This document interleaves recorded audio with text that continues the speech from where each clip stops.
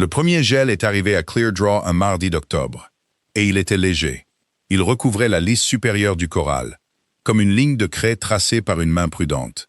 Il blanchissait la tête des poteaux de clôture le long de la route, poteau après poteau, jusqu'à l'endroit où la route tournait vers les chênes. À 9 heures, il aurait disparu. À 7 heures, il était encore là. Toute la ville de Cleardraw sentait la poussière froide et les chevaux. Nous sommes dans les basses collines du comté de Yuba, en Californie. L'année est 1873. Des chênes bleus, des chênes verts et de l'avoine sauvage. En juin, elle prend la couleur du dos d'un lion. Sous cet or, il y a une roche que la charrue ne peut traverser. L'eau est là où elle est, et nulle part ailleurs. Chaque éleveur de la région connaît le nom de chaque source dans un rayon de 16 kilomètres, comme d'autres hommes connaissent leurs cousins. La diligence de la vallée arrivait à 7 heures. Elle changeait de chevaux en 20 minutes. 2 hommes étaient assis sur le banc devant le bureau de la diligence pendant le changement. Le plus âgé était l'évaluateur du comté. C'était un homme corpulent et fatigué, nommé Dad. Il avait ses feuilles posées sur son genou. Une pierre sur le coin les empêchait de s'envoler. Le plus jeune était son commis, Spears. Il faisait ce travail depuis 9 semaines, et il croyait encore que les feuilles disaient la vérité. « Relisez-moi la mesa » dit Dade. Spears la trouva. Painted Mesa, Norcross, EA, Habitation, Grange, Hangar de Tente, Corral, la source principale. Il s'arrêta. Il l'a relu pour lui-même, comme un homme lit un panneau de signalisation qu'il a déjà dépassé. « Monsieur Dad, la propriété est évaluée au nom de Blue Oak. En effet, c'est la propriété de Trice. C'est la parcelle voisine. C'est exact. Alors quelqu'un a fait une erreur. Quelqu'un en a fait une, dit Dad. En 69, un adjoint a tracé une nouvelle ligne pour le gouvernement, et la borne qu'il a posée n'est pas au même endroit que l'ancienne. Elle se trouve à 40 chênes à l'ouest. Il retourna la feuille sans se presser, comme un homme qui a déjà dit cela sans aucun résultat. Ce qui place la maison de Norcross, son hangar et sa source, sur un papier qui dit Blue Oak. C'est comme ça depuis des années. Personne ne s'en est soucié, parce que personne n'en voulait. Quelqu'un s'en souciera, dit Spear. Quelqu'un finit toujours par le faire. Le palefrenier amena l'attelage frais et commença à l'atteler. Spears le regarda un moment, puis il dit, prudent. Devrions-nous le dire à M. Norcross? Nous devrions. Eh bien, il ne vient pas en ville. Dade dit qu'il est venu pour l'enterrement au printemps de 70, et je ne l'ai pas revu à Cleardraw depuis. J'ai vu son garçon. J'ai vu sa laine passer sur un chariot de marchandises. Il reposa la pierre sur les feuilles. Il y a des gens qui disent qu'il est devenu étrange là-bas. Il y a des gens qui disent pire. Son nom est sur une propriété qui n'est plus la sienne. L'année où ces deux choses se rencontreront, ce ne sera pas joli. Une femme était descendue de la diligence avec un sac de voyage. Elle se tenait au bout du porche, le dos tourné vers eux, et elle avait entendu chaque mot. Son nom était Nora Biss. Elle avait 34 ans cet automne-là. Elle portait un simple manteau de voyage gris. Il était de bonne qualité 4 ans plus tôt. Ses cheveux étaient d'un brun moyen et chaud, relevés sous un chapeau sans aucun ornement. Ses yeux étaient d'un bleu foncé. Les gens les remarquaient généralement un instant après avoir décidé qu'elle n'était personne en particulier. Elle était venue de la vallée dans cette diligence, avec 14 $, un sac de voyage et aucun endroit où aller. Elle resta là pendant que l'attelage était préparé. Le cocher monta, et la diligence continua vers le sud sans elle. Puis elle ramassa son sac et entra dans le magasin. Le magasin de Cleardraw était aussi la poste, le bureau de la diligence. C'était l'endroit où un homme pouvait trouver une charnière, un fer à cheval ou une livre de café. Il était tenu par une veuve nommée Zeralda Halliday. Zeralda avait 61 ans. Elle avait enterré un mari et un frère. Elle en était sortie avec une langue acérée comme un bon couteau. Et aucune patience pour le temps, les prix ou les gens qui ne savaient pas dire ce qu'ils voulaient. Nora passa son sac et regarda les étagères un moment avant de dire quoi que ce soit. Elle ne pouvait pas s'en empêcher. C'était dans sa nature. Les étagères s'imprimaient en elle comme une mélodie s'imprime en certaines personnes. D'un seul coup et en entier. 14 sacs de farine, 2 d'entre eux ouverts. Café à 32 cents. Peu de pétrole lampant. Des bottes suspendues par paires à un fil de fer. 9 paires. 3 d'entre elles, d'une taille qu'aucun homme adulte du comté ne portait. « Vous voulez quelque chose » dit Zeralda. Ou vous me faites l'inventaire. Les deux, dit Nora. Vous manquez de pétrole lampant. Vous avez 9 paires de bottes là-haut, et 3 d'entre elles resteront suspendues jusqu'à ce qu'elles pourrissent. Zerelda s'approcha et posa ses mains sur le comptoir. Celles-là sont pour les équipes. Les tondeurs ont de petits pieds. Les tondeurs ont de petits pieds, acquiesça Nora. Pas si petit. Il y eut un silence d'environ 3 secondes. Bon, dit Zeralda, qu'est-ce que vous voulez? Du travail. Il n'y en a pas ici. Il y a une carte sur votre vitrine, dit Nora, écrite par un homme. Elle offre $6 par semaine pour tenir la maison d'un élevage, ce qui est élevé. Elle est sur cette vitrine depuis assez longtemps pour que le soleil efface l'encre de la première ligne. Vous ne l'avez pas enlevée, ce qui signifie que la place est toujours libre. Et personne ne l'a prise, ce qui signifie qu'il y a un problème. Zeralda la regarda un moment. Il n'y a aucun problème avec cette place, dit-elle. Sauf qu'aucune femme ne reste une semaine là-bas. Pourquoi pas? Vous voulez la vraie réponse ou celle de la ville? Les deux, dit Nora. Dans cet ordre. Zeralda écarta la boîte de café et s'appuya sur ses coudes. La vraie réponse, c'est que Painted Mesa est à 14 km d'ici, en altitude. C'est 4800 têtes de moutons, une grange, un hangar de tonte, et une maison qui n'a pas vu de femme depuis le printemps de 70. L'homme s'appelle Ezra Norcross. C'était un bon ouvrier autrefois.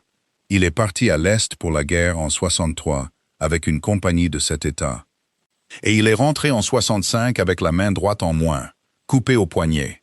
Sa femme est morte de la fièvre il y a 3 printemps, pendant qu'il était sur la côte pour acheter des béliers. Il a un garçon de 15 ans sur la propriété que le tribunal lui a confiée. C'est le neveu de sa femme. Ses parents ont été emportés par la même fièvre, le même mois. Il paye un salaire honnête, à temps et d'avance. Il ne boit pas. Il n'insulte personne. De toute sa vie, il n'a jamais dit un mot à une femme que son mari aurait pu lui reprocher. Et la réponse de la ville? Demanda Nora. Qu'il est devenu étrange, dit Zeralda. Qu'il y a une pièce dans cette maison qui est restée fermée pendant 3 ans. Et personne ne veut dire ce qu'il y a dedans. Qu'il passe des jours sans rien dire d'autre que oui et non. Que 6 femmes sont allées là-bas depuis l'enterrement. La plus longue est restée 5 jours. Et elle est revenue par la route à pied. À pied? Dit Nora. Elle n'a pas voulu attendre que le garçon attelle. Zeralda haussa les épaules. Elle a dit que la maison était froide. Elle ne parlait pas du poêle. Nora y réfléchit. Dehors, le gel s'évaporait de la lisse supérieure en une fine vapeur là où le soleil l'atteignait. $6, dit-elle. $6 et logé, nourri. Il les compte avant même que la femme n'arrive. La bouche de Zeralda esquissa quelque chose qui n'était pas tout à fait un sourire. C'est exact. Il le garde dans une boîte en fer sur l'étagère près de la porte de la cuisine. L'argent de la semaine est compté et attend avant même qu'elle ne mette un pied dans la maison. C'est la première chose qu'il leur montre. Elle se redressa. Les filles l'appellent la boîte du départ. Il n'a jamais eu à y ajouter quoi que ce soit. Il n'a jamais eu à discuter à ce sujet non plus. Elles le prennent et s'en vont. Il attelle et les ramène en ville sans un mot. Puis il remonte et ferme la porte. C'est une drôle de façon d'embaucher, dit Nora. C'est une façon honnête d'embaucher, dit Zeralda. Ça veut dire, je sais qui je suis. Voici votre porte de sortie. Nora regarda la carte sur la vitrine. La première ligne avait pris la couleur d'un thé léger. Je la prends, dit-elle. Vous n'avez pas demandé ce qu'il voudra que vous fassiez, ni s'il y a un poil digne de ce nom. Je lui demanderai, dit Nora. C'est à lui de répondre de cela. Zeralda l'étudia un instant de plus. Puis elle alla à la vitrine, enleva la carte et la posa face contre le comptoir. C'était sa façon de conclure une affaire. Le garçon vient chercher le courrier le mardi, dit-elle. C'est aujourd'hui. C'est lui qui traverse la route. Maintenant, je vais vous dire une chose gratuitement, mademoiselle Biss, parce que j'aime votre calcul. Ne mentez pas à cet homme. Sur rien. Ni sur le café, ni sur les œufs, ni sur la raison de votre venue. Il a eu sa dose de mensonges. Le garçon s'appelait Rance Whitcomb et il avait 15 ans. Il avait une façon de regarder les gens de côté. Comme si les regarder en face coûtait plus cher qu'il ne pouvait se le permettre. Il mit le sac de courrier dans la caisse du chariot. Il resta les mains dans les poches pendant que Nora mettait son sac à côté. « Vous êtes la nouvelle, dit-il. »« Je le suis. Vous savez combien de temps la dernière est restée ?»« 5 jours, dit Nora. Elle est redescendue à pied. 4, dit Rance. Celle qui a marché, c'était celle d'avant. La dernière est restée 4 jours. Elle est redescendue assise à côté de moi, en pleurant tout le long du trajet. Et elle ne pleurait pas de tristesse. Il grimpa et prit les rênes. Elle était en colère. Elle n'arrêtait pas de dire « Il ne me l'a jamais dit. Il ne m'a jamais rien dit. Il ne m'a jamais rien dit. » À propos de quoi? C'est ce que je n'ai jamais compris, dit le garçon. Et il fit claquer sa langue pour faire avancer les chevaux. La route qui sort de Clear Draw monte le long du ruisseau, puis s'en éloigne. Elle grimpe à travers les chênes par une série de longs virages. Chaque virage révèle un paysage un peu plus vaste et un peu plus doré que le précédent. Le gel restait du côté nord des choses et disparaissait du côté sud. Rance conduisit sans parler pendant 3 kilomètres. Puis il se mit à parler d'un coup, comme une barrière qui se décroche. La sœur de Madame Rudock a été la première, 6 jours. Elle disait que le salon fermé, ce n'était pas naturel. Puis une dame suédoise qui cuisinait bien et qui est restée 5 jours. Puis une Madame Salier de la Vallée, 3 jours. Et elle a eu beaucoup de choses à dire en ville après. Rien de vrai. Puis 2 autres, et enfin Mademoiselle Corley. Et elle, c'était 4 jours. 6, dit Nora. 6. Il la regarda de côté. Vous serez la 7e. Voulez-vous que je sois la 7e? Le garçon ne répondit pas pendant environ 400 mètres. C'est lui qui fait la cuisine quand il n'y a personne, dit-il enfin. Il la fait de la main gauche et il brûle presque tout. Il le mange quand même pour ne pas gaspiller. Il me force à le manger aussi. Alors non, je ne veux pas que vous soyez la 7e. Il secoua les rênes. Mais vous le serez. Ils passèrent la dernière crête un peu avant midi. Painted Mesa s'étendait sous un rebord de roches rouges et plats. Le soleil du soir lui donnait la couleur d'une couverture de cheval. Le vieil Amasa Norcross avait nommé l'endroit d'après ce rebord en 1856. La maison était longue et basse, avec un porche sur toute la façade. Il y avait une bonne grange. Il y avait une bonne grange. Il y avait une bonne grange. Il y avait une bonne grange. Il y avait une bonne grange. Il y avait une bonne grange. Il y avait une bonne grange. Il y avait une bonne grange. Il y avait une bonne grange. Il était vide et balayé. Il y avait une source et une maison en pierre avec un tapis d'herbe verte en contrebas. Il y avait des moutons sur chaque pli de terrain sur 1,5 kilomètre, gris et se déplaçant lentement, de la façon dont les moutons donnent l'impression qu'une colline respire. Ça n'avait pas l'air d'un endroit en ruine. C'est la première chose que pensa Nora. La deuxième chose qu'elle pensa, c'est que chaque barrière qu'elle pouvait voir était bien accrochée et verrouillée. Et chaque barrière qu'elle pouvait voir était fermée. Ezra Norcross sortit de la grange quand le chariot entra dans la cour. Il s'arrêta à 3 mètres de distance. Et il ne s'approcha pas plus. Il avait 38 ans. Des cheveux blonds cendrés, plus clairs aux tempes à cause du soleil. Un visage qui avait passé toute sa vie dehors, aux intempéries. Sa manche droite était relevée et épinglée au poignet, proprement. Comme le fait un homme qui a eu 4 ans pour apprendre à le faire d'une seule main. Ses yeux étaient d'un gris marin. Ils parcoururent le chariot et le sac, s'arrêtèrent sur elle environ 1 seconde et demie, puis se détournèrent. « Madame, dit-il. Monsieur Norcross, vous venez de Clear Draw. »« Oui, dit-elle. »« Alors vous savez ce qu'on dit là-bas. Je sais ce que dit une femme nommée Halliday, dit Nora. Et je sais ce que dit votre garçon. Et aucun des deux ne dit la même chose. » Il regarda Rance. Le garçon eut soudain beaucoup à faire avec le collier du cheval le plus proche. « Il y a 3 choses, dit Ezra. Il les dit comme un homme qui lit une liste de marchandises. Et il ne la regarda pas en les disant. Le salon reste fermé. Vous n'y entrez pas, vous ne le nettoyez pas, et vous ne me posez pas de questions à ce sujet. Votre salaire est sur l'étagère près de la porte de la cuisine. Il est compté. Vous pouvez le prendre à n'importe quelle heure du jour ou de la nuit. Si vous voulez redescendre, j'attellerai et je vous ramènerai moi-même, de jour comme de nuit. Vous n'aurez pas à marcher et vous n'aurez pas à demander 2 fois. Nora posa son sac sur la marche du porche. Ça en fait 3, dit-elle. Quel est le travail? Quelque chose traversa son visage et disparut avant de prendre forme. Cuisiner. L'équipe de tonte arrive dans 3 semaines. Il y aura 12 hommes à nourrir 2 fois par jour pendant 8 jours. 16, dit-elle. Pardon? Une équipe qui tond 4800 têtes en 8 jours, c'est 16 hommes. En comptant les emballeurs et le garçon qui s'occupe des moutons. 12, c'est ce que vous aviez avant la guerre. Elle ramassa son sac. Je devrais voir le cellier avant de passer la commande. Et je devrais savoir quel jour vous avez reçu de la farine pour la dernière fois. Ezra Norcross resta dans sa propre cour sans rien dire un instant. Le cellier est à côté de la cuisine, dit-il. Puis il se tourna et retourna dans la grange. Et ce fut là toute la première conversation qu'ils eurent jamais. La maison n'était pas sale. Cela l'a surpris. C'était pire que sale. C'était entretenu. Un homme était passé 3 ans plus tôt et avait mis chaque chose à sa place. Et rien n'avait bougé depuis. Les assiettes étaient alignées. Il y avait une chaise tirée contre la table de la cuisine, d'un seul côté. De l'autre côté, le sol était usé et pâle, là où une chaise s'était tenue pendant 20 ans. Et il n'y avait plus de chaise maintenant. La porte du salon était fermée. Un morceau de mousseline était cloué sur l'imposte, pour qu'on ne voie rien à l'intérieur. Sur l'étagère près de la porte de la cuisine, il y avait une boîte en fer. C'était une ancienne boîte à thé, laquée de noir. La rose sur le couvercle était à moitié effacée. Nora la prit et l'ouvrit. 6 $ en pièces, comptées et posées à plat. Elle remit le couvercle et reposa la boîte exactement où elle était. Puis elle alla voir le cellier. Elle resta longtemps sur le seuil, les mains croisées devant elle. 22 sacs de farine, 9 de haricots, des pommes séchées, une caisse de pétrole lampant avec 2 bidons en moins, du sel dans un tonneau qui avait pris l'humidité et qu'il faudrait retourner. Peu de sucre et pas de bicarbonate de soude du tout. Du café dans le papier vert, 12 livres. Elle retourna dans la cour. Ezra huilait une lame de faucheuse à la porte de la grange. Il maniait le chiffon de la main gauche.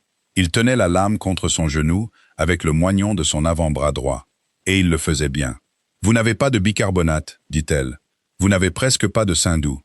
Votre café pèse 3 livres de moins que ce que dit le papier. Donc quelqu'un à Clear Draw se sert. Votre sel formera des blocs d'ici janvier s'il n'est pas retourné. Pour nourrir 16 hommes pendant 8 jours, je veux du bicarbonate. 400 livres de farine en plus. 60 livres de haricots et des pêches séchées. Je veux qu'on me prête un 2e poêle ou une cocotte, en fonte assez grande pour être digne de ce nom. » Il avait arrêté de frotter avec le chiffon. « Répétez pour le café. »« 12, dit Nora. Le papier dit 15. Il dit 15 depuis 1 an. Je suppose que c'est parce que l'homme qui se sert est prudent. Il prend une once, jamais 2. Vous l'avez pesé? Je n'ai rien pesé, dit-elle. Je l'ai regardé. Ezra Norcross la regarda alors plus d'1 seconde et demie. C'était la première fois. Le souper est à 6 heures, dit-il. Les 6 premiers jours passèrent comme l'eau sur une pierre plate. Elle cuisinait et il mangeait. Et il disait « Merci, madame », chaque fois de la même voix, si bien que les mots s'usaient. Elle apprit à connaître le poêle, qui tirait mal par vent du sud. Elle retourna le sel. Elle trouva par où les rats atteignaient les haricots, et plaça les sacs sur des traverses. Ezra entra le 2e soir. Il resta un moment à regarder les traverses, puis ressortit. Le garçon, Rance, mangeait comme un loup et l'observait comme un chat. Le 4e jour, elle demanda à Ezra combien de têtes exactement. 4800 et quelques, dit-il. Combien? Il faudrait que je compte. Alors je les compterai, dit-elle. Le samedi, elle put lui donner le nombre.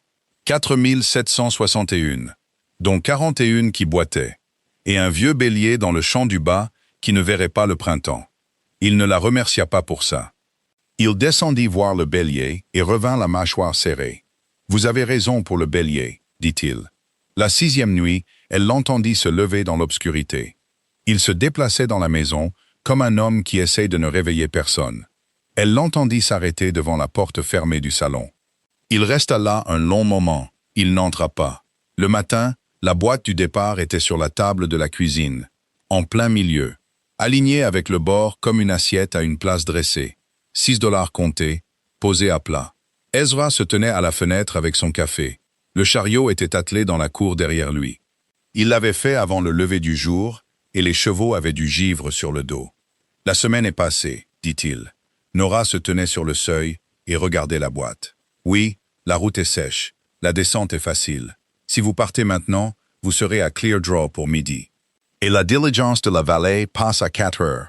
Il ne s'était toujours pas retourné. « Vous cuisinez mieux que quiconque ayant été dans cette maison. Prenez les 6 $, et j'en ajouterai 2 autres pour la peine d'être monté si haut. Monsieur Norcross. »« Madame, je ne pars pas, » dit Nora. Le silence avait une forme différente des autres silences de cette maison. Il se retourna alors. Il posa la tasse sur le rebord de la fenêtre avec précaution. Puis il la regarda. Il y avait quelque chose sur son visage auquel elle repenserait de nombreuses nuits par la suite. Ce n'était pas du soulagement. Ce n'était pas du plaisir. C'était plus proche de la peur. « Tout le monde part, dit-il. Ce n'est pas une raison pour moi de... Vous n'avez pas été ici en hiver. Il y a 5 mois où la route est un ruisseau. Il n'y a pas de voisin à moins de 5 kilomètres. Et celui-là a 81 ans. » Sa voix contenait plus de mots qu'elle n'en avait entendu de toute la semaine. « Il y a une pièce dans cette maison que je n'ouvrirai pas. Il y aura des nuits où je ne vous dirai pas un mot du soir au matin. Ce ne sera pas votre faute. Je ne peux pas vous l'expliquer. » Et j'ai arrêté d'essayer. « Personne ne reste. Alors il vous quittait, dit Nora. C'est différent de moi qui pars. C'est la même route. Non, monsieur, ce n'est pas la même. » Elle entra dans la cuisine et posa ses mains sur le dossier de l'unique chaise. Puis elle dit ce qu'elle avait eu l'intention de dire en entrant. « Il y a quelque chose qu'on ne vous a pas dit. Et tout le monde là-bas a décidé que quelqu'un d'autre le ferait. Le 1er de ce mois, l'évaluateur du comté a lu la description de votre propriété sur le porche du bureau de la diligence à Cleardraw. J'étais à 1 mètre de lui. Votre maison, votre hangar et votre source ne sont pas évalués à votre nom. Ils sont évalués au nom de Blue Oak. Une nouvelle ligne a été tracée en 69. La borne qu'ils ont posée est décalée de 40 chaînes. D'après ce papier, vous vivez sur la terre d'Absalom Trice. L'horloge du salon s'était arrêtée à 20h04 il y a 3 ans, parce que personne ne la remontait. Elle ne faisait plus de bruit maintenant. Ezra Norcross posa sa main à plat sur le rebord. « Il y a une lettre du comté qui est arrivée en juillet, dit-il. Elle est sur l'étagère. Je ne l'ai pas ouverte. »« Je sais, dit Nora. La poussière dessus est épaisse comme une poussière d'été. » Elle prit la boîte. Elle la tint un moment, puis la reposa sur son étagère près de la porte de la cuisine. Elle appuya sur le couvercle avec son pouce jusqu'à ce qu'il se ferme. « J'aimerais voir cette lettre, dit-elle. Et ensuite, j'aimerais mes $6 samedi, comme n'importe quel autre employé que vous engagez. Asseyez-vous, Monsieur Norcross. Votre café refroidit et vous en aurez besoin. » Il s'assit. En 3 ans, personne n'avait dit à cet homme quoi faire dans sa propre cuisine. Il le fit quand même. Puis il resta assis, regardant sa main sur la table, comme si elle appartenait à quelqu'un qu'il avait connu autrefois. « Nous allons faire une petite pause. Si vous ne voulez pas manquer les nouvelles histoires, n'hésitez pas à vous abonner à la chaîne. » La lettre était arrivée en juillet.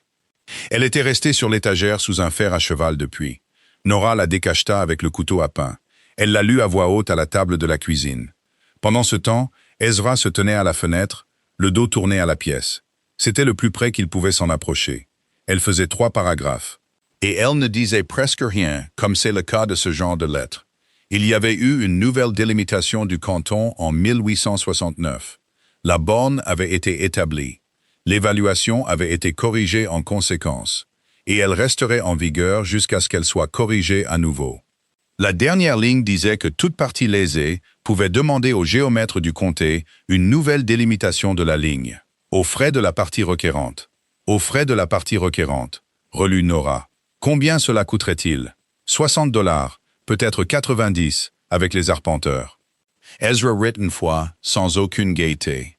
C'était le premier son ressemblant à un rire qu'elle avait entendu de lui. « Voilà votre problème, dit-il. La ligne est fausse. Pour prouver qu'elle est fausse, je dois payer un homme pour la parcourir. Et s'il la parcourt paresseusement, j'ai payé pour me faire voler 2 fois. » « Alors il ne la parcourra pas paresseusement, dit Nora. Parlez-moi de l'ancienne borne. » Il resta silencieux un moment. Puis il vint s'asseoir sur le bord de la table, ce qui n'était pas vraiment s'asseoir. Il raconta l'histoire comme un homme raconte une chose qu'il a si souvent entendue dans son enfance qu'elle a creusé un sillon en lui. Son père, Amasa Norcross, était arrivé dans cette région en 1856, avec 2 mules et 30 brebis. La ligne du gouvernement avait été tracée le même été par un adjoint qui avait fait le travail honnêtement. Amasa avait marché avec lui pendant 2 jours, portant le jalon. Parce qu'il voulait voir ses propres bornes posées de ses propres yeux. La borne nord-ouest de la section avait été marquée à l'ancienne. Une fosse creusée, un piquet de chêne vert carbonisé à la pointe pour qu'il ne pourrisse pas, et une bouteille placée sous une pierre plate avec un bout de papier dedans. Puis un arbre témoin entaillé et marqué avec la section et le rang, à 4 chaînes de distance. « L'arbre est toujours debout, » dit Ezra. « C'est le grand chêne de la vallée en haut du ravin, au-dessus du hangar. Mon père m'y a emmené l'été où il a été coupé, quand j'avais 21 ans, et il m'a fait mettre la main dans l'entaille. La marque est-elle encore lisible? Elle était presque refermée du temps de mon père. 17 ans plus tard, ce sera une cicatrice dans l'écorce et rien d'autre. Il fit tourner sa tasse sur la table. Le piquet et la bouteille doivent être sous 60 cm de feuilles mortes, s'ils existent encore. Je n'ai jamais creusé pour les trouver. La question ne s'est jamais posée. Et en 69, une équipe est passée pendant l'été. Ils ont dormi au hangar une nuit, ont mangé mon herbe et sont repartis. Personne ne m'a rien demandé. Personne ne m'a rien montré. Vous étiez là. J'étais là. Il regarda sa manche épinglée, puis détourna les yeux. C'était mon deuxième été de retour. Cette année-là, je me fichais de savoir si le gouvernement connaissait l'emplacement de ma ligne. Je me fichais pas mal de savoir où j'étais moi-même. C'était tout ce qu'il avait dit sur la guerre. Et il le dit d'un ton neutre. Et Nora laissa passer sans relever. Elle avait passé 9 ans derrière un comptoir à apprendre quand laisser passer quelque chose. « Alors nous irons voir le terrain », dit-elle. « Je veux voir les 2 bornes de mes propres yeux. Et je veux les voir aujourd'hui. » Ils partirent à cheval après le dîner. C'était la première fois qu'elle montait à cheval en 3 ans, et ça se voyait. Et Ezra ne fit aucune remarque. Il lui donna le bec tranquille. Il raccourcit lui-même les étriers avec sa main gauche et ses dents, rapidement, avant qu'elle ne puisse proposer son aide. La campagne au-dessus du hangar montait en longs plis dorés. Les chênes se dressaient dans les ravins où se trouvait l'eau, noir, vert et lourd, chacun gardant son propre cercle d'ombre comme une pièce de monnaie. Ils passèrent devant des moutons qui s'écartaient en une marée grise et se refermaient derrière eux. La journée avait cette chaleur fine que les basses collines connaissent en octobre, quand le soleil est sur vos épaules et que l'air est encore froid à l'ombre de votre chapeau. La nouvelle borne était facile à trouver parce qu'elle était nouvelle. Elle se dressait dans un ravin en haut d'une combe. Un piquet carré de pin de scierie planté dans un petit tas de pierres. La peinture dessus était délavée, de la couleur d'une pêche. Nora descendit de cheval et se tint au-dessus. « Ils ont mis ça dans un ravin, dit-elle. En effet, un homme qui pose une vraie borne ne la met pas au fond d'un ravin. Il la met là où elle sera encore dans 20 ans. » Elle regarda en bas de la pente. « Où est la clôture de votre père? » Ils s'y rendirent à cheval. La vieille clôture montait le long de la crête depuis le hangar. Des poteaux de chêne fendus, gris comme l'os, posés par un homme qui avait choisi son terrain. Elle se terminait à un coin renforcé, à 40 chênes à l'est du piquet de pin. Et au-delà de ce coin, la crête continuait, sans clôture. Nora la mesura à grands pas. Elle parcourut toute la longueur de la crête à pied, sa jupe rassemblée dans une main, en comptant. Pendant qu'Ezra chevauchait au-dessus d'elle sans rien dire. À la fin, elle se tint près du renfort, la main dessus. 40 chênes et un peu plus, dit-elle. Un demi-mille à peu près. Votre père a construit sa clôture jusqu'à une borne. La question est de savoir laquelle. Et il n'y a qu'une seule façon de répondre qui ne dépende de la parole de personne. Creusez, creusez, acquiesça-t-elle, sous l'arbre témoin. Mais pas tout de suite. Pourquoi pas tout de suite? Parce qu'un trou dans le sol avec nous 2 penchés dessus n'est qu'un trou dans le sol, dit Nora. S'il apparaît sous votre seule main, ici, sans personne d'autre, alors ce sera un Norcross qui raconte une histoire sur sa propre terre. Il doit apparaître devant des gens qui n'ont aucune raison de vous aimer. Ezra resta sur son cheval et la regarda un moment. « Vous avez déjà fait ça, dit-il. Je n'ai jamais rien fait de tel de ma vie. J'ai vu 100 hommes se faire tromper de l'autre côté d'un comptoir, et je sais comment ça se passe. Ce n'est jamais le gros mensonge. C'est le petit, celui que personne n'entend quand il est dit. » Elle revint et prit ses rênes. « Nous allons voir Monsieur Trice. » Blue Oak se trouvait à 5 kilomètres au nord, de l'autre côté de la crête. C'était une propriété plus petite que Painted Mesa, et plus ancienne. Absalom Trice avait 81 ans. Il était arrivé en Californie en 1850 pour chercher de l'or et avait fait faillite en 14 mois. Avec le reste de son argent, il avait acheté 40 brebis. Et il ne fut plus jamais pauvre.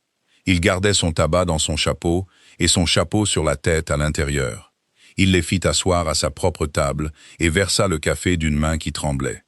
Il refusa de l'aide pour le faire et y parvint. « Je sais pourquoi vous êtes venu, dit-il. Dad est passé ici au printemps. Il m'a lu la feuille de sa propre bouche. Je lui ai dit ce que je vais vous dire. Je n'ai jamais demandé cette terre, je n'y ai jamais fait paître un seul mouton, et je ne prendrai pas plus la source d'un homme que je ne prendrai ses dents. Alors dites-le sur papier, dit Nora. Tris la regarda, sa bonne oreille tournée vers elle. Qui est-ce? Mademoiselle Bis tient ma maison, dit Ezra. Elle s'occupe aussi de vos affaires. On dirait qu'elle s'en occupe mieux que moi. C'était dit si simplement et si inopinément que Nora regarda la nappe un moment. Je le dirai sur papier n'importe quel jour de la semaine, dit Trice. Ça ne tiendra pas. J'ai 81 ans. J'ai un neveu à Sacramento nommé Roland, le fils de mon frère. Il aura cette propriété quand je serai sous les chênes. Et il vient la voir avant la nouvelle année. Il posa sa tasse. Roland n'est pas un mauvais garçon. C'est un garçon de la vallée. Il lit un papier et il croit le papier. Supposez que le papier dise qu'il possède une source, un hangar et une maison où un éleveur de moutons est installé. Alors je pourrai écrire depuis ma tombe, ça ne pèsera pas lourd. Alors ça ira en justice, dit Ezra. Ça ira à celui qui le veut le plus, dit Trice. C'est toujours comme ça que ça se termine. Il tapota la table 2 fois avec un doigt. Ezra, je te connais depuis que tu m'arrivais à la ceinture. Je vais te dire la vérité, et ça ne te plaira pas. Si un homme avec de l'argent découvre que ce titre de propriété est incertain, il ne t'attaquera pas de biais. Il viendra à toi gentiment. Il viendra chapeau bas et un papier à la poche. Tout ce qu'il dira sera vrai, et tu perdras. Ils rentrèrent à la dernière lueur du jour. Le soir étendait un rouge profond et brûlait le long du rebord au-dessus de la maison. Et aucun d'eux ne dit rien pendant 3 kilomètres. Puis Ezra parla le premier. « Vous auriez pu prendre la diligence ce matin. »« J'aurais pu, dit-elle. Pourquoi ne l'avez-vous pas fait? » Nora prit un moment pour y réfléchir. Zeralda Halliday lui avait dit de ne mentir à cet homme sur rien, et elle avait déjà décidé de lui obéir en tout point, sauf un. « Parce que je n'ai plus d'endroit où n'être personne, » dit-elle. « Et parce qu'un homme qui compte la paye d'une femme avant même qu'elle n'arrive chez lui a été habitué par quelqu'un à s'attendre au pire. Je ne voulais pas être la 7e à lui apprendre. » Ezra chevaucha un moment. C'est une façon dure de le dire. C'est la vraie façon. Vous pourrez la voir en douceur le dimanche. Il fit un son qui contenait un peu de souffle. Pas un rire, mais le pays où vivait le rire. C'était le premier. Dans la cuisine ce soir-là, après que le garçon fut monté, Nora s'assit avec le papier et le crayon. Elle prépara la commande pour la tonte. Elle le fit d'un seul coup et sans hésiter, parce que tout était déjà là, dans sa tête. 400 livres de farine, 60 livres de haricots, 20 de café, et qu'on le pèse devant elle cette fois. Bicarbonate, sein doux, pêche séchée, pétrole lampant, sucre, sel pour le mouton. Un rouleau de mousseline écru en plus pour faire 8 nouvelles serviettes. Un hangar sans serviette est un hangar plein d'hommes qui s'essuient les mains sur la laine. En bas de la page, elle s'arrêta, le crayon posé. Elle resta assise un bon moment à regarder l'espace où allait son nom. Il y avait une écriture qu'elle avait utilisée pendant 9 ans dans un magasin à 2 jours au sud d'ici. Une écriture simple et droite. Chaque commis voyageur et grossiste de Sacramento à la côte la connaissait comme on connaît le sifflement d'un homme. Elle ne l'avait pas écrite depuis le printemps où elle était partie. Elle avait signé pour une chambre à Colusa en tant que N-bis et pour une place de diligence en tant que NB. Et elle s'était habituée à n'être qu'un jeu d'initiales. Rance descendit chercher de l'eau en chaussettes et la trouva toujours assise là. « Vous écrivez à la maison ?» dit-il. « Non. Où est la maison ?»« Ici pour l'hiver, dit Nora. Va te coucher. » Quand il fut parti, elle l'écrivit en toutes lettres, clairement, comme le fait une personne qui a l'intention de recevoir une réponse par retour de courrier. Nora Bis, pour E. à Norcross, Painted Mesa, Clear Draw. Elle le tamponna, le plia et le plaça sous le fer à cheval sur l'étagère. Pour que le garçon l'emporte mardi, puis elle monta se coucher. Cette nuit-là, elle dormit d'une traite, ce qu'elle n'avait pas fait en 3 ans. En bas, dans la cuisine sombre, la boîte du départ était sur son étagère près de la porte, avec $6 dedans, comptés, posés à plat. La commande descendit mardi dans la poche du manteau du garçon, et elle remonta jeudi dans 2 chariots. Zeralda Halliday l'avait préparé elle-même, article par article, et elle avait mis un mot avec le café. Pesé devant moi, 15 livres, et j'ai parlé à l'homme qui se servait. Zach. Il y avait un commis voyageur dans le magasin quand Rance apporta le papier. C'était un voyageur de commerce de Sacramento, nommé Doggett, 15 ans sur cette route. Et il ne pouvait pas plus oublier un client qu'un chien de chasse n'oublie une odeur. Il lut la commande à l'envers sur le comptoir. Son genre de personne y arrive toujours. Il arrêta de mâcher son cure-dent. « Cette écriture, dit-il. »« Quoi, cette écriture ?»« J'ai pris des commandes avec cette écriture pendant 9 ans, chez Purcell, à Marysville. » Doggett tourna le papier d'un doigt pour voir le bas. C'est la femme qui tenait ce comptoir. Elle pouvait vous dire ce qu'il y avait sur n'importe quelle étagère du magasin les yeux fermés. Il siffla entre ses dents. On disait qu'elle était partie à l'est. Zeralda reprit le papier et le redressa sur le comptoir. « Vous êtes loin de Marysville, monsieur Doggett. »« 2 jours, dit-il. »« 2 jours, ce n'est rien. J'y suis samedi en 8. L'équipe de tonte arriva le dernier jour d'octobre. 16 hommes, un cuisinier dont il n'aurait pas besoin cette année-là, et une file de mules de bas transportant les sacs de laine et les presses. Le chef arriva avant eux sur un grand alezan. C'était un homme large et buriné de 40 ans, avec une barbe noire fournie. Il entra dans la cour de Painted Mesa au pas, puis s'arrêta net au milieu. Il regarda Ezra Norcross, qui se tenait à la porte de la grange avec un crochet à foin dans la main gauche. « Eh bien ?» dit-il. « Bon Dieu !» Ezra ne bougea pas. « Lon, 8 ans. » L'homme dit « 8 ans. » Et un type à l'arrêt de la diligence à Clear Draw me dit que la ferme qui veut 16 hommes, c'est Norcross. Norcross? Je dis, il y a un Norcross que j'ai connu autrefois. Il descendit de l'alezan et traversa la cour rapidement. Il prit la main gauche d'Ezra dans les siennes et la secoua jusqu'à ce que l'épaule de l'homme bouge. « Sergent, je ne suis plus ça depuis longtemps. Tu le seras pour moi jusqu'à ce qu'on me mette sous terre. » Son nom était Long Keefe. Il avait une équipe de tonte qui travaillait depuis la chaîne côtière jusqu'au Nevada. Il avait aussi été caporal dans la même compagnie d'hommes de Californie qui était partie à l'Est en 63. 2 sur 3 d'entre eux étaient rentrés. Ce soir-là, il mangea à leur table et parla pendant 3 heures. Nora le servit, resta près du poêle et écouta. Ce qu'elle entendit, elle y penserait longtemps après. C'était un rapport d'un pays qui n'existait plus. L'homme le plus bruyant de la compagnie, dit Keefe. Vous ne le croiriez pas maintenant, madame, mais il chantait. Il avait une voix comme un tuyau de poêle. Il y avait une chanson sur une fille de Sonora qui avait 91 couplets, et il en inventait d'autres. Le capitaine l'a mis 2 fois de corvée de bois pour le faire taire. Il poussa son assiette d'1 pouce pour faire de la place à ses coudes. La nuit avant qu'on traverse le gué, il avait 30 hommes qui chantaient ce truc sous la pluie. 30 hommes. Certains d'entre eux n'ont pas vu le mardi suivant. Rance avait le menton dans sa main. Il regardait Ezra comme un garçon regarde un cheval dont on lui a dit qu'il avait couru 1 mile en 1 minute 40. « Tu chantais, dit-il. »« Il y a longtemps, dit Ezra. »« Il chantait, dit Keefe. »« Mange ta soupe, Rance. »« Il n'y a rien au monde, dit Keefe confortablement, qui fasse manger un homme plus vite que d'entendre parler de l'homme avec qui il vit. La tonte dura 8 jours. Ces 8 jours sont le seul moment de l'année où une bergerie ressemble à une ville. Il tondait dans le hangar, les enclos pleins et les couloirs en activité. Une douzaine d'hommes penchés sur une douzaine de moutons. Les lames allant dans ce long rythme à 2 mains qui semble lent mais ne l'est pas. La toison se détachait d'une seule pièce et tombait sur les planches comme quelque chose qu'on enlève d'un lit. Les rouleurs de laine les ramassaient. Les emballeurs les tassaient dans les longs sacs suspendus au cadre. La poussière montait, dorée dans la lumière de la porte, et restait en suspension toute la journée sans jamais retomber. Ezra travaillait dans les enclos. Il s'occupait des barrières, des couloirs, des mules, de la presse. Il savait tout faire.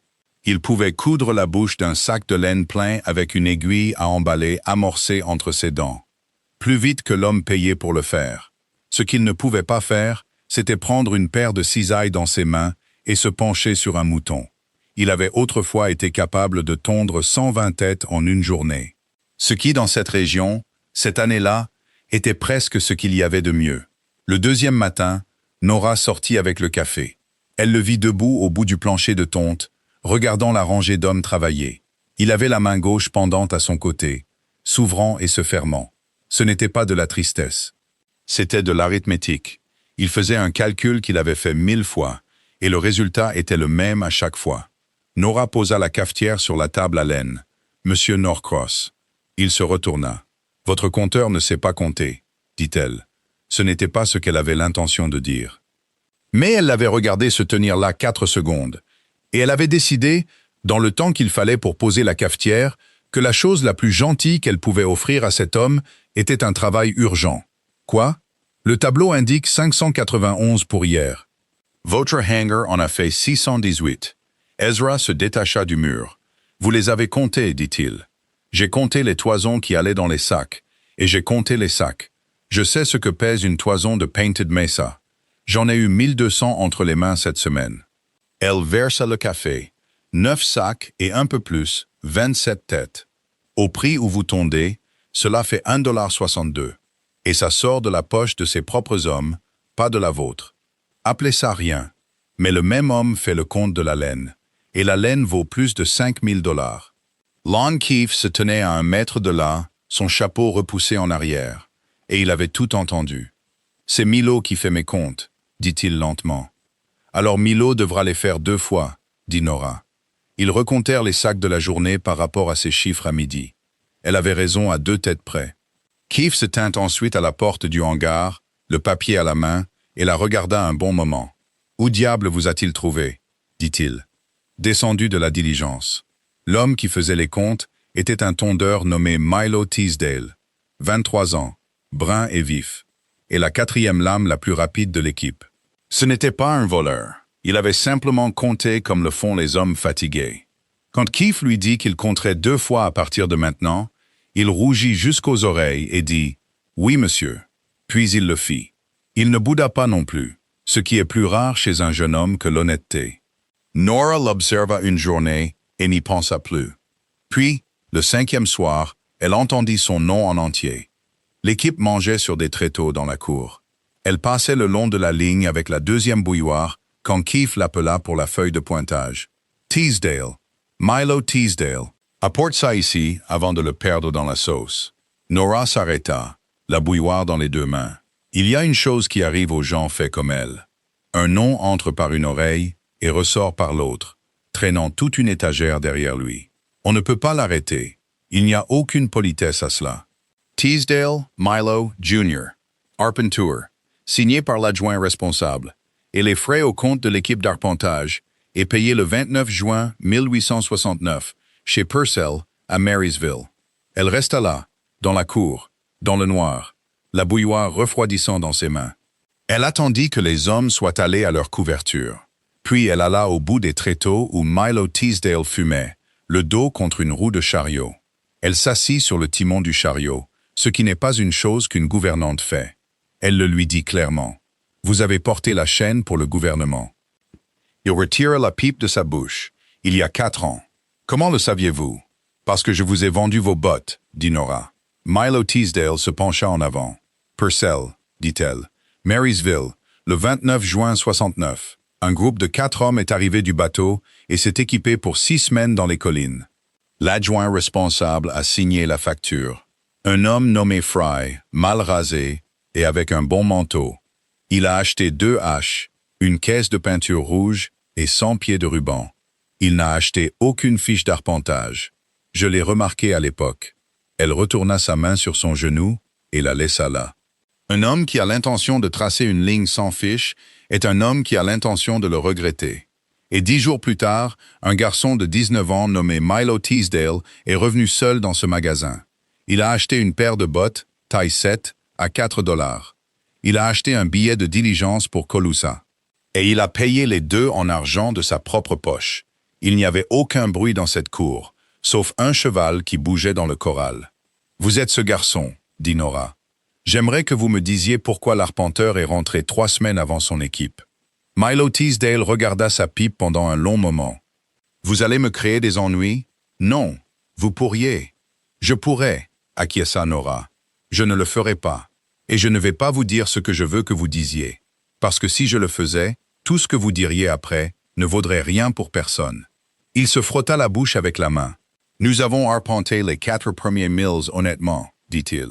Puis il a commencé à faire chaud, et le garçon qui était l'arpenteur arrière est tombé malade, ou a dit qu'il l'était. Fry a posé les 3 dernières bornes à la boussole depuis la crête. « À la boussole, madame. » et en estimant la distance. Il a posé toute cette ligne ouest sans jamais la parcourir. Il m'a payé 11 $ et m'a dit de rentrer chez moi. Milo vida sa pipe contre la roue. J'avais 19 ans. J'ai pris les 11 $. Je n'ai jamais dit ça à voix haute en 4 ans. Le diriez-vous à voix haute devant des gens? Ce serait difficile. Ce le serait. Il dirait que je l'ai fait pour de l'argent. Il dirait ça, dit Nora. Certains d'entre eux continueraient à le dire. Il n'y a aucune version de cette histoire où vous en sortez propre et tranquille, monsieur Teasdale. C'est pourquoi je vous le demande et ne vous le dis pas. Il regarda les collines sombres où se trouvaient les moutons. C'est son eau, dit-il. Norcross. C'est sa source qu'ils ont prise, sa source, son hangar, et la maison que son père a construite. Milo Teasdale mit la pipe dans la poche de sa chemise. « Laissez-moi y réfléchir, dit-il. » Le dernier jour de la tonte arriva le 8 novembre. Ils finirent le dernier enclos à 4 heures de l'après-midi. L'équipe reçut sa paye, son souper, et une dame Jeanne pour 16. Nora prépara un ragoût de mouton, 2 tartes aux pêches séchées de la taille de roues de chariot et 30 livres de biscuits. Il y eut des chants dans la cour après la tombée de la nuit. C'étaient surtout les hommes de Keefe. Ce n'était pas fameux, et ça dura longtemps. Rance s'assit sur la table à laine, ses bottes se balançant, et ne voulut pas monter. Ezra se tenait au coin du hangar, une tasse à la main, et ne chantait pas. Mais il resta là, dans le froid, l'épaule contre les planches, jusqu'à ce que le dernier d'entre eux se soit tu, et soit allé à sa couverture. Nora sortit chercher la cafetière, et le trouva toujours debout là, dans le noir. « Ils seront partis demain à l'heure du dîner, » dit-elle. « Oui. » Alors l'endroit redevient calme. « C'est ça !» Il fit tourner la tasse. Puis il dit, sans aucune introduction, « Merci pour la tonte. Mon père disait qu'un hangar est nourri ou ne l'est pas. Et celui-ci a été nourri. De rien. Il y a une chose que je devrais dire. » Nora attendit. « Quand vous m'avez parlé du comptage, dit Ezra, j'étais là, à faire ce que je fais. Je le fais à chaque tonte depuis 8 ans. Je me tiens au bout de ce plancher et je compte ce que j'aurais été capable de faire. » Il regardait l'obscurité. « Vous m'avez donné quelque chose contre quoi être en colère à la place. Je sais ce que c'était. Je ne l'aurais pas su il y a 2 mois. Alors je vous le dis maintenant, au cas où j'oublierai d'ici le matin. » Le vent soufflait dans le chêne vert près du hangar. C'est un son qui ressemble à de l'eau. « Nora, dit-il. »« Oui. » C'est tout ce qu'ils dirent, mais c'était la première fois qu'il utilisait son prénom. Ils restèrent tous les deux dans le noir un moment avec ce fait. Puis elle rentra à la cafetière et il alla voir les mules. Elle écrivit au géomètre du comté à la fin de cette semaine. Elle l'écrivit clairement. Elle ne demandait qu'une seule chose, que M. Selwyn, lors de sa prochaine visite dans le district pour les affaires du comté, s'arrête à Painted Mesa. Qu'on lui montre un arbre témoin sans frais, et qu'il donne son avis en tant que simple particulier. La réponse arriva 10 jours plus tard. M. Selwyn écrivit qu'il tracerait des lignes à partir de Clear Draw la première semaine de décembre. Il regarderait n'importe quel arbre que l'on voudrait lui montrer. Il ferait payer pour la marche, mais pas pour le regard. Nora posa cette lettre sur l'étagère, où celle de juillet avait été. Face visible, là où un homme ne pouvait pas ne pas la voir. Le mardi suivant, le garçon revint de Clear Draw, avec le courrier et une drôle de tête. « Il y avait un homme au magasin, dit Rance. Il y en a généralement. Il est arrivé par la diligence de la vallée. Il avait loué une calèche à l'écurie et portait des gants. Le garçon posa le sac. Il demandait à Madame Halliday si elle connaissait une femme nommée Bis. Puis, il a dit qu'elle utilisait peut-être un autre nom. Nora posa la casserole très doucement sur le coin du poêle. Que lui a-t-elle dit? Elle lui a dit qu'elle était dans ce comté depuis 40 ans et qu'elle n'avait jamais rencontré personne sous l'un ou l'autre de ces noms. Nora regarda la casserole sur le coin du poêle et ne la toucha pas. Il arriva par la route le 2 décembre dans une calèche de location avec une couverture sur les genoux. Il venait lentement pour qu'il puisse le voir arriver sur le dernier 1,5 kilomètre. C'était une chose qu'il avait toujours su faire. Il y avait un autre homme sur le siège à côté de lui, plus jeune, dans un par-dessus de ville. Nora était à la fenêtre avec une casserole dans les mains. Elle vit la calèche au pied de la pente. Elle posa la casserole sur le poêle sans se presser, parce que ses mains étaient devenues maladroites, et elle ne leur faisait pas confiance avec la vaisselle. Puis elle resta un moment, la paume de sa main sur le fer chaud. Ezra entra, venant des enclos. « 2 hommes dans une voiture, dit-il. « Oui, vous êtes devenus de la couleur du mur. Envoie le garçon en haut du ravin, dit Nora. Dis-lui de compter les brebis dans le champ ouest, de les compter 2 fois, et de prendre son temps. Ezra la regarda le temps d'une respiration. Puis il sortit et dit quelque chose à Rance. Le garçon monta le long du ravin sans demander pourquoi. Ce fut la dernière heure facile qu'ils eurent tous pendant un bon moment. La calèche entra dans la cour. L'homme le plus jeune descendit le premier. Il avait environ 30 ans et une mâchoire molle. Il regarda la maison, le hangar et le rebord rouge au-dessus d'eux, de la façon dont un homme regarde une pièce qu'on lui a dit lui appartenir. « Monsieur Norcross, Roland Trice, mon oncle à Blue Oak est Absalom Trice. Je sais qui vous êtes. Alors vous savez probablement pourquoi je suis là. » Roland tira sur ses gants. « J'ai passé 3 jours au siège du comté avec les plans. Ce n'est pas ce que je suis venu chercher, et ce n'est pas ce que j'ai demandé. » L'autre homme descendit de la calèche du côté le plus proche. Il avait peut-être 45 ans. Il n'était pas grand. Il était bien bâti et bien entretenu. Et le gris qui apparaissait à ses tempes le flattait. Il avait un bon manteau, et il avait été brossé ce matin-là. Il se tint dans la cour et retira un gant, doigt par doigt. Puis il regarda l'endroit avec un réel plaisir, de la façon dont un homme regarde un pays dont il a entendu parler. « C'est un beau hangar, dit-il. » Puis il vit Nora sur le seuil. Rien ne se passa sur son visage. C'était ça, avec lui. Ezra avait passé 2 ans à la guerre à apprendre à lire les hommes dans une lumière où une mauvaise lecture vous faisait tuer. Et il n'avait jamais perdu cette habitude. Il regarda cet homme la voir. Rien ne bougea. Ni aux yeux, ni à la bouche, nulle part où le visage d'un homme est censé le trahir. Et Ezra comprit à ce moment-là qu'il avait des ennuis. Il n'avait pas prévu ça. « Nora, dit l'homme.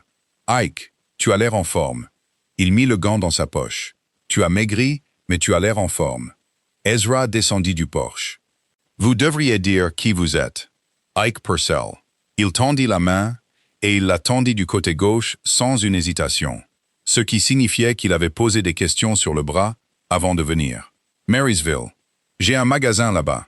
Transport et marchandises générales. » Ezra prit la main. « Et vous connaissez ma gouvernante. » « Oui. » Ike Purcell dit, « Je l'ai épousée il y a 11 ans dans le salon de son père. Il y avait 60 personnes. Il pleuvait. Personne ne dit rien pendant un moment. Le vent descendit du rebord comme il le faisait chaque après-midi à cette heure-là. Il fit bouger la corde du puits et produisit le seul son dans la cour. Dit enfin Ezra, « Vous feriez mieux d'entrer. » Ils s'assirent à la table de la cuisine, tous les 4. C'est une chose qui arrive dans cette région, parce qu'il n'y a nulle part ailleurs où s'asseoir. Nora fit du café, parce que ses mains avaient besoin de travail. Elle posa les tasses. Elle ne s'assit pas avant qu'Ike Purcell n'ait déjà commencé. Puis elle s'assit au bout de la table, le dos droit et les mains à plat sur le bois. Elle s'assit comme une femme à qui on a posé une question dans un tribunal. Ike parla pendant 10 minutes, et chaque mot était vrai. C'était la nature de l'homme. Il leur dit que Roland Trice était venu voir son héritage et avait trouvé un gâchis. Il leur dit qu'il avait connu le père de Roland à Sacramento 20 ans plus tôt. Puis il avait entendu le nom de ce comté et le nom de l'évaluation, et il avait fait 1 ou 2 enquêtes. Il avait passé 1 an et demi à faire des enquêtes dans cette partie de l'État. « J'ai acheté la part de Roland dans la bande nord-ouest, dit-il. 900 $ et nous sommes tous les 2 satisfaits. C'est une chose étrange à acheter. 40 chaînes de crête, un hangar, une source et une maison que le père d'un autre homme a construite de ses mains. » Il fit tourner sa tasse d'un quart de tour sur la table. « Je n'en veux pas, monsieur Norcross. Je n'ai aucune utilité pour 600 moutons. Alors qu'est-ce que vous en voulez? »« J'en veux parce que vous en voulez, » dit Ike agréablement. « Il est inutile que l'un de nous prétende le contraire à cette table. » Roland Trice regarda la nappe. « Dis le reste, » dit Nora. « Le reste est court. » Ike se pencha en arrière. « Je ferai valider la bande à mes frais. Je vous la céderai, monsieur Norcross, libre et net, avec le nom de mon avocat dessus. Et vous n'entendrez plus jamais le mot arpentage de votre vie. Vous avez ma parole, et je n'ai jamais manqué à ma parole. » Il regarda au bout de la table. « Et ma femme rentrera à la maison avec moi jeudi. » L'horloge sur l'étagère continua de faire ce que font les horloges. « Ce n'est pas du bétail, » dit Ezra. « Non, » acquiesça Ike. « Elle a bien plus de valeur que du bétail. Et je suis le seul homme dans cette pièce qui ait jamais payé ce qu'elle vaut. » Il le dit sans chaleur. « Pendant 9 ans, elle s'est tenue derrière mon comptoir. Elle pouvait dire à un commis voyageur ce qu'il m'avait vendu en avril de l'année précédente et à quel prix. Je n'avais pas besoin d'écrire quoi que ce soit. Savez-vous ce que cela vaut? Là où le fret arrive 2 fois par mois? Alors vous avez dit à quoi elle est bonne, dit Ezra. Vous n'avez pas dit un mot sur ce qu'elle est. Pendant un quart de seconde, quelque chose traversa le visage d'Ike Purcell. Ce n'était pas de la colère. C'était le regard d'un homme à qui on a montré un chiffre inattendu dans une colonne qu'il pensait connaître. Et ce fut parti aussi vite que c'était venu. Et il sourit après. « Vous êtes vif, dit-il. On m'avait dit que vous ne parliez pas. » Nora se leva. « Monsieur Trice, dit-elle, voudriez-vous prendre votre café sur le porche? Et Monsieur Norcross irait-il avec vous? Et resteriez-vous tous les deux là-bas 10 minutes? » Roland Trice partit comme un garçon qu'on laisse sortir de l'école. Ezra ne bougea pas. « S'il vous plaît, dit-elle. » Il y alla.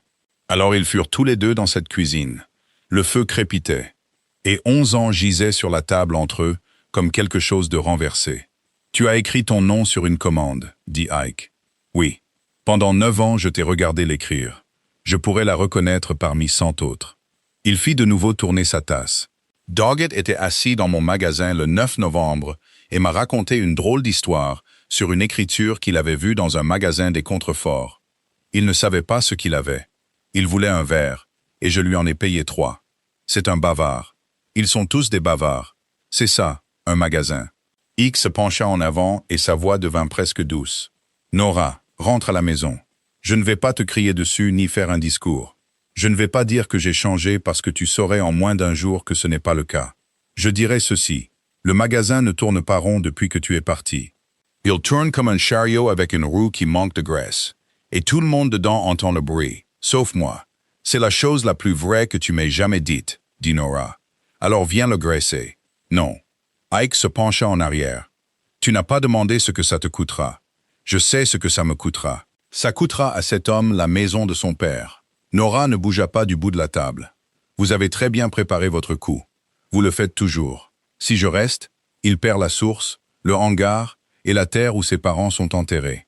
Il saura qu'il l'a perdu parce que je ne suis pas monté dans une calèche. Et si je pars, il garde sa propriété et sait qu'elle a été achetée avec moi. Il n'y a pas de 3e issue à cette pièce. Vous avez eu 1 an et demi pour la construire. Vous l'avez bien construite. Oui, dit-il. Tu n'as jamais voulu une seule chose en 11 ans. Nora dit. Tu n'as jamais voulu que le compte soit réglé. Je n'étais pas une épouse. J'étais un accessoire qui venait avec le magasin. Et quand l'accessoire est parti, ce n'est pas ton cœur qui s'est déboîté. C'est ton inventaire. C'est là qu'il le montra. Ce ne fut pas grand-chose, et ça ne dura pas. Sa mâchoire se serra et ses yeux devinrent plats. Et pendant une seconde, l'homme agréable n'était plus dans la pièce. Puis il prit son chapeau sur la table, se leva et le mit sous son bras. « Je serai à l'hôtel de Clear Draw, » dit Ike Purcell. « J'y serai jusqu'à jeudi. Monsieur Selwyn trace des lignes à partir de cette ville le 4. Et je l'ai engagé pour le 5, comme c'est mon droit, étant la partie intéressée dans la bande. Donc la ligne sera arpentée. Et elle sera arpentée que quelqu'un dans cette maison le veuille ou non. » Il enfila son gant, doigt par doigt. « Tu devrais y penser, Nora. Il n'y a aucune version où tu peux redevenir personne. Plus maintenant. » Il sortit. Nora resta dans la cuisine et écouta la calèche descendre la pente.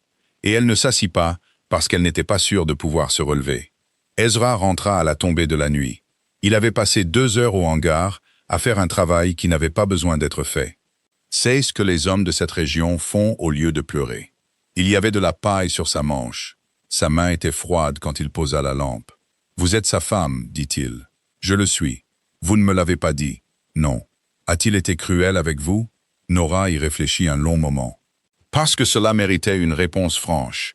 Et la réponse franche était plus difficile que oui. « Il n'a jamais levé la main sur moi, dit-elle.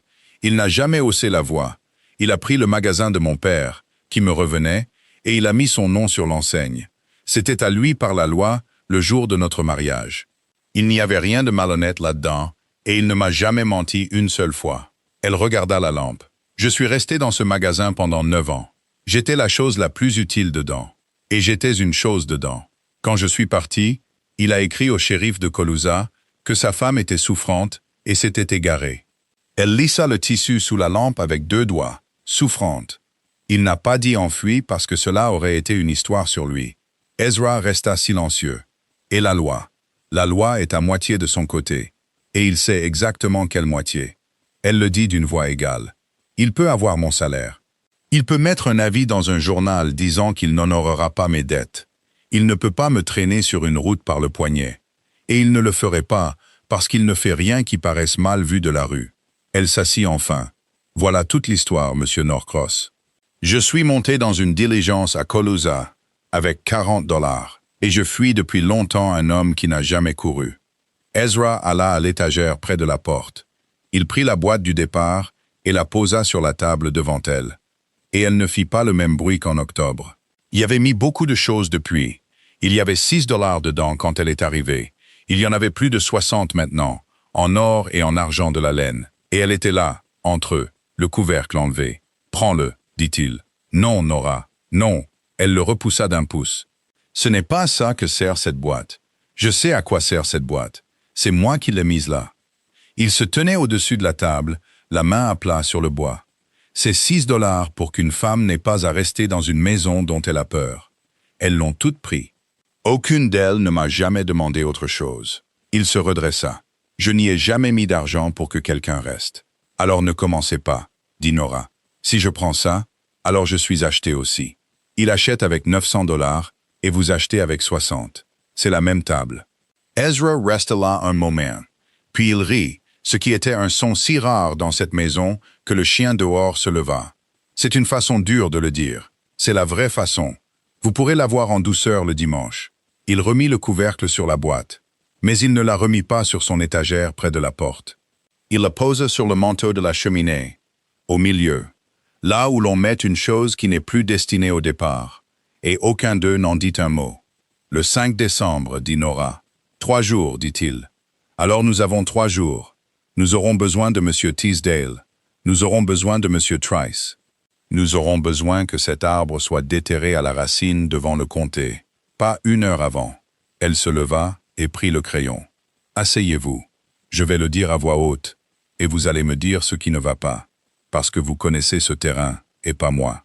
Ezra s'assit. Il s'assit en face d'elle à sa propre table à 9 heures du soir, la lampe entre eux, et ils travaillèrent jusqu'à ce que l'huile soit basse. C'était la première fois en 8 ans que quelqu'un dans cette maison faisait un plan qui allait au-delà de la fin de la semaine. La lettre pour Milo Teasdale descendit avec le garçon le mercredi matin. Elle ne lui parvint jamais. Teasdale coupait des poteaux sur une propriété à l'est de Cleardraw. Un homme avec un bon manteau était déjà venu le voir le mardi après-midi. Chapeau bas et aimable. Il avait une proposition pour un travail de transport à Marysville. Et le travail commençait immédiatement. Le 5 décembre se leva, dur et lumineux. Le givre était blanc à l'ombre de chaque poteau et partit à 9 heures. Ils se rassemblèrent en haut du ravin un peu après 8 heures.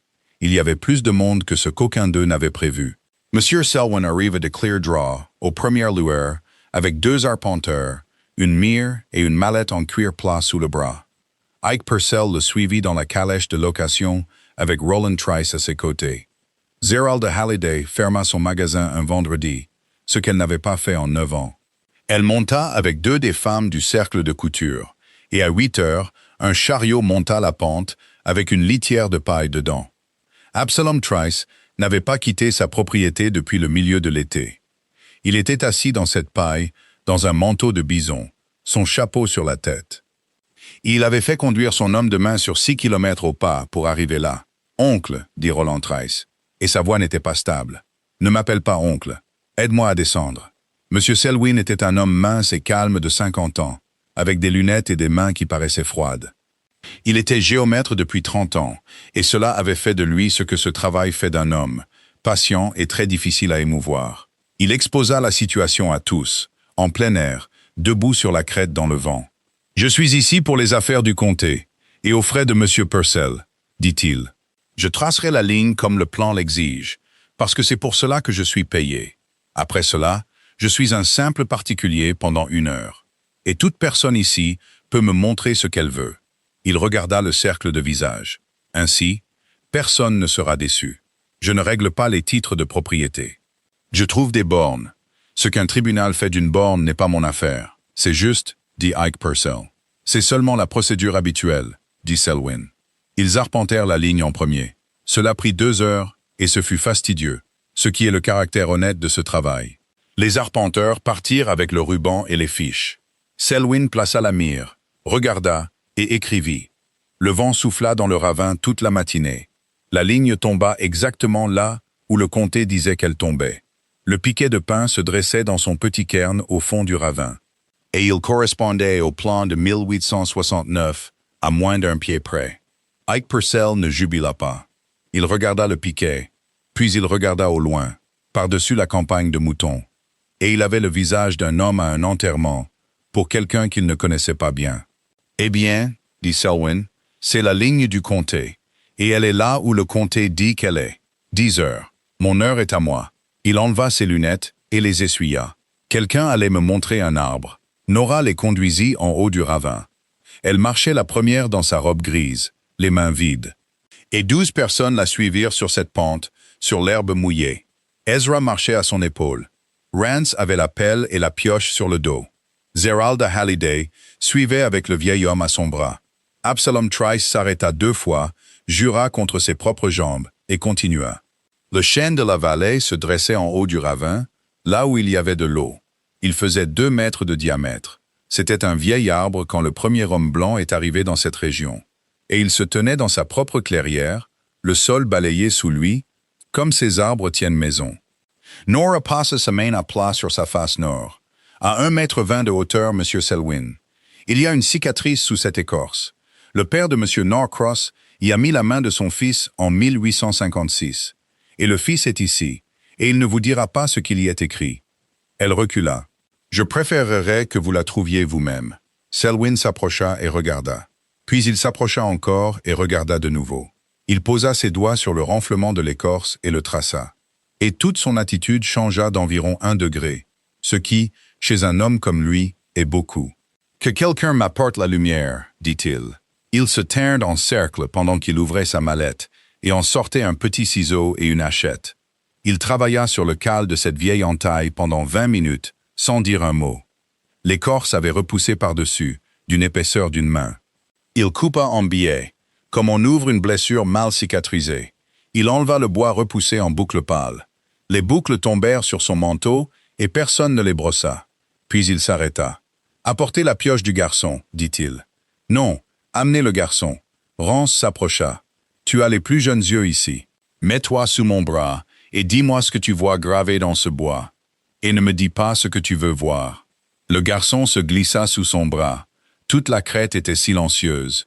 Il y avait un faucon au-dessus du ravin. Les moutons étaient loin, et le vent était tombé comme il le fait à 10 heures du matin. « Il y a un T, dit Rance. Il y a un T et un nombre en dessous. 2. Non, 22. Et il y a un R et un plus grand nombre. C'est un 9. C'est un 9 et un... C'est un 4. C'est 49. Maintenant, arrête, dit Selwyn. Il sortit le garçon de sous son bras d'une main douce et resta à regarder l'arbre un moment. Canton 22, rang 49, dit-il. C'est la marque de la borne de section. Elle est gravée par un homme qui en a gravé beaucoup. Et elle est dans cet arbre depuis plus de 15 ans. Il se retourna. Monsieur Purcell, je dirai ceci en tant que simple particulier. Et je préfère le dire devant vous que derrière vous. Un arbre témoin ne ment pas sur sa position. Si cet arbre est un témoin, alors la borne est à 40 chaînes de là où je me tenais à 8 heures ce matin. Et elle n'est pas au fond d'un ravin. Aucun homme vivant n'a jamais posé une borne de section au fond d'un ravin. Une entaille n'est pas une borne, dit Ike. Non, dit Selwyn. Ce n'en est pas une. Une entaille est un doigt qui en pointe une. Alors creusons là où il pointe, dit Nora. Ils creusèrent. Selwyn mesura lui-même, 4 chaînes au nord et un peu à l'ouest, et planta une fiche. L'arpenteur retourna le gazon sur un carré de 2 mètres de côté. Ezra vint et travailla d'une seule main avec la pioche, et ne se laissa pas dissuader. L'humus se détacha, noir et humide. En dessous, le sol était dur. Ils y passèrent 40 minutes et ne trouvèrent rien. Le froid s'empara de tout le monde. Roland Trice commença à regarder ses bottes. Puis, la pelle heurta quelque chose. Elle heurta comme une pelle heurte du charbon de bois. C'est un son sans aucune résonance. Selwyn écarta les hommes et se mit à genoux dans son bon manteau. Il y alla avec ses mains. Il sortit la pointe brûlée d'un piquet de chêne. 30 centimètres, noir comme un poil et solide comme le jour où il fut carbonisé. Personne ne fit de bruit. Il le posa sur l'herbe. Puis il retourna dans le trou avec ses deux mains le long de la ligne du piquet. Après 1 minute, il souleva une pierre plate de la taille d'une assiette. Dessous la pierre, il sortit une bouteille avec un bouchon de bois dans le goulot. « Monsieur Norcross, dit Selwyn, c'est votre terrain jusqu'à ce que le tribunal en décide autrement. Ouvrez-la. » Ezra prit la bouteille dans son unique main. Il ne pouvait pas retirer le bouchon de cette façon, et tout le monde le savait. Et il y eut une seconde où tout fut en suspens. Puis il mit la bouteille entre ses genoux, tira le bouchon avec ses dents et le cracha sur l'herbe. Ce fut le seul son dans cette clairière. Zeralda Halliday dit « Eh bien, très doucement, comme on le fait à l'église. » Il secoua le papier pour le faire tomber dans la main de Selwyn. Il sortit d'une seule pièce. Il était brun et doux comme du tissu. L'encre s'était estompée en une fine rouille. Mais il avait reposé 17 ans sous une pierre avec le bouchon dans la bouteille. Il avait fait ce que l'homme qui l'avait mis là voulait qu'il fasse. Selwyn le lut à voix haute dans le vent. Il lut le canton, le rang et la section. Il lut la date, le 9 juin 1856. Il lut le nom de l'adjoint, que personne là-bas n'avait jamais entendu. Puis, il lut la dernière ligne. Elle était d'une écriture différente et moins bonne. Et elle disait « Témoin. Ah, Norcross, qui portait le jalon. » Absalom Trice enleva son chapeau. Il fut le seul à y penser. Il le fit, tête nue dans l'herbe mouillée, à 81 ans. Après un moment, un des arpenteurs enleva aussi le sien. Puis ils le firent tous. « C'est la borne, » dit Selwyn. « Je le jurerai devant n'importe quel tribunal de cet État, et cela ne coûtera rien à M. Purcell parce que je suis à son service aujourd'hui. Et il en a eu pour son argent. C'est une borne, dit Ike. Il était devenu très silencieux. C'est une borne de 1856. Il y a eu un arpentage en 69 par un adjoint des États-Unis, et c'est sur le plan et sur l'évaluation. Un vieux piquet ne suffit pas à annuler un arpentage du gouvernement. Il faut que quelqu'un se lève et dise que cet arpentage était faux. Alors je le dirai, dit une voix venant du bas de la pente. Milo Teasdale sortit du ravin sur un cheval emprunté, son chapeau à la main. Il avait chevauché depuis l'est de Clear Draw depuis 4 heures du matin. Il descendit, le visage gris, et il ne regarda pas du tout Ike Purcell, ce qui en dit long à tout le monde sur son mardi après-midi. « Dites votre nom, » dit Selwyn. « Milo Teasdale. J'ai porté la chaîne pour l'adjoint Fry à l'été 69 sur ce canton. Et j'avais 19 ans. Il fit tourner son chapeau une fois. Nous avons arpenté les 4 premiers milles honnêtement. Puis Fry a posé les 3 dernières bornes à la boussole depuis la crête, en estimant la distance. Il n'a jamais parcouru cette ligne ouest. Il l'a posée assis à l'ombre, le papier sur son genou. Puis il m'a payé 11 $. Je suis rentré à Marysville, j'ai acheté une paire de bottes, et j'ai gardé le silence pendant 4 ans. Vous serez appelé à jurer cela, dit Selwyn. Je le sais. Vous comprenez que cela vous coûtera du travail dans ce comté. Je n'ai pensé à rien d'autre depuis 4 heures ce matin, dit Milo Teasdale. Ike Purcell se tenait au bord de cette clairière, son bon chapeau à la main. C'était un homme vif, et il avait vu la situation tourner avant les autres. 900 $ lui avaient acheté une bande de crête qu'un géomètre du comté allait invalider. Et tout le monde sur cette pente avait vu cela se produire. Il s'approcha de Nora. Il s'approcha assez pour parler bas. Ezra bougea, puis s'arrêta, car ce n'était pas à lui de l'arrêter. « Y a-t-il jamais eu quelque chose que j'aurais pu dire ?» dit Ike. Et c'était la première fois en 11 ans que sa voix sortait de lui sans être assurée. Nora l'entendit. Elle entendit exactement ce que c'était. Et cela lui coûta plus que tout ce qui s'était passé sur cette crête. Parce que c'était vrai. Et c'était aussi 11 ans trop tard. Oui, dit-elle, il y en avait une. Tu ne m'as jamais demandé ce que je voulais pour moi-même. Pas un seul jour. Elle garda sa voix basse pour lui seul, ce qui était plus de pitié qu'il n'en avait mérité. Demande-moi maintenant si tu veux, mais ça n'achètera rien, Ike. C'est seulement bon à savoir. Il mit son chapeau. Je demanderai à mon avocat de vous écrire au sujet de la bande, dit-il à Ezra de sa voix ordinaire, devant tout le monde. Elle ne vaut plus 900 $ pour moi. Vous pouvez l'avoir pour $1 et les frais de l'acte. Je préfère la perdre proprement que de devenir une histoire que les gens racontent ici pendant 30 ans. C'est la première chose que vous avez faite aujourd'hui qui m'a plu, dit Absalom Trice. Ike Purcell descendit la pente seul. Il monta dans la calèche et quitta cette région. Personne là-bas ne le revit jamais. Nora resta où elle était. Puis elle se retourna et les regarda tous. Elle regarda le vieil homme au bras de son neveu. Teasdale gris de sa chevauchée. Rance tenant le piquet brûlé dans ses 2 mains comme un poisson qu'il avait pêché. Ezra se tenait près du trou, les genoux mouillés. « J'ai une chose à dire.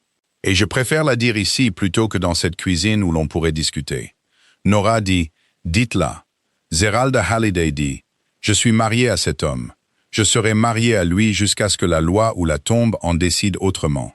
Je ne vais pas me tenir sur cette colline et prétendre que c'est une petite chose. » Elle le dit clairement, de sa voix de comptoir, pour que ça porte. Ainsi, je ne mentirai à personne sur ce que je suis.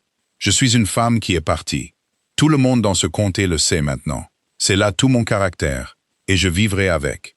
Personne ne bougea. « Monsieur Norcross, dit-elle, je ne reste pas l'hiver. » La tête d'Ezra se releva. « Je reste, dit Nora. Il n'y a pas de semaine dedans, ni de saison. Si c'est 10 ans, c'est 10 ans. J'aimerais que ce soit dit à voix haute devant 12 personnes. J'ai été un jeu d'initiale pendant 1 an et demi, et j'en ai fini. » Ezra se tenait là, la terre mouillée sur la main. Puis il dit, devant le géomètre du comté, le cercle de couture est Dieu. Alors je construirai la pièce sur le côté nord au printemps. Et vous me direz où va la fenêtre. À l'est, dit Nora. À l'est, dit-il. Absalom Trice remit son chapeau. Il fit remarquer que c'était une sacrée histoire quand un homme devait être déterré avant de pouvoir se faire demander en mariage. Tout le monde sur cette crête rit. Comme les gens rient quand ils sont restés immobiles trop longtemps. Ils ouvrirent le salon en février, par une journée claire, la porte laissée grande ouverte. La couture de Karen était encore dans le panier où la fièvre l'avait laissée. Ezra resta là un long moment. Puis il remonta l'horloge et elle se mit à marcher. Ils prirent leur souper dans cette pièce à partir de ce soir-là, parce qu'elle avait la fenêtre à l'est. La nouvelle pièce fut construite en avril. Nora lui dit où allait la fenêtre. Sur l'étagère près de la porte de la cuisine, il n'y avait plus rien du tout maintenant. La boîte avait été déplacée sur le manteau de la cheminée. Et à la lumière de la lampe, elle contenait des boutons, une clé de rechange et le crayon de pointage du garçon. Il n'y avait pas un seul centime dedans, et personne dans cette maison ne le compta plus jamais. Et c'était l'histoire de Nora et Ezra. Dites-nous dans les commentaires d'où vous nous écoutez et ce que cette histoire a éveillé en vous. Abonnez-vous pour ne pas manquer la prochaine.